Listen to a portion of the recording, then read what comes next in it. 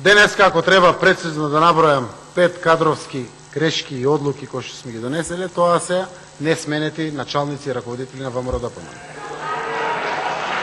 Заради тоа што транспарентно зборувам за предности и транспарентно зборувам за слабост. Ако ги утврдиме, во истиот момент ги објавувам. Апсолутно, ако имало досега причина да биде некој сменет, ќе бил сменет. Имало причина на некој да му се укаже, и тоа е нормалниот дел на моето работење. И за тоа зборувам јавно, што е во Република Македонија реткост, после долги години. Оти не дава никој прашина на главата да му падне, заради тоа што било од ВМРО-ДПМН. Премиерот не зборувал никогаш ништо за својот кадар од претходната влада, заради тоа што за него тоа беше светост. Ако на некој буквално нешто му се случи, биде признаено дека направил грешка и треба да биде променет, тој лично чувствуваше за своја грешка. Не. Јас водам транспарентни постапки и секогаш, да, видите, новите директори и министри прв пат добија шанса да работат со официјалното завршување на локалните избори. Заради тоа што за време на изборите апсолутно ги покривавме дупките и долговите кои што фрнчат од сите страни во државата. Тоа го знаете и вие, тоа го знае цела Македонија. Но немам намера да ја водам владата лелекајки за минатото. Не, честно излегов и кажувам, нема да ја зголемувам платата на администрација додека не видам ефикасност и ефективност. Ке сторам се ако видам ефикасна и ефективна администрација. Правиме прв чекор директно за здравството, образованието и детските градинки. Заради тоа што се многу важни. Ако покажа дополнителен резултат, ќе најдеме пари да ги мотивираме со дополнителни пари и плати.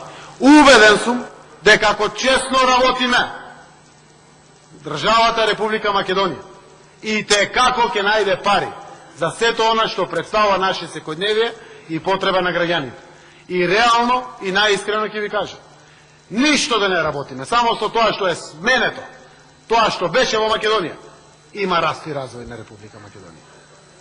Заради тоа што беше заробена држава, запустени мотивации на граѓаните и инвеститорите да инвестираат во државата, уплашени да не бидат изрекетирани, да не им бидат земени фирмите.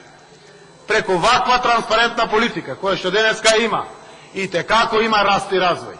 Приходите во буџетот се зголемени за 1,4%, споредено со претходните години.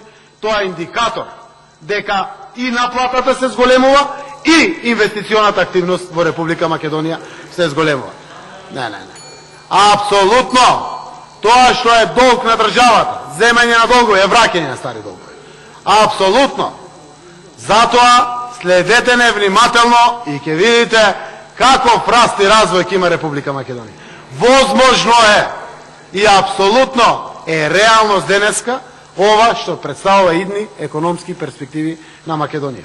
Имаме луѓе во владата на сите нивоа, од министри, заменици министри, директори, кои што апсолутно заедно утврдија кои се приоритетите, во кој правец се насочуваме, кои се капацитетите на Македонија, и ве уверувам дека ветувањето на ова влада при изборот, дека ќе стигнеме со раст на бруто домашен производ од 5% е реалност. И тоа е возможно и ќе го реализираме во периодот кој што доаѓа пред нас.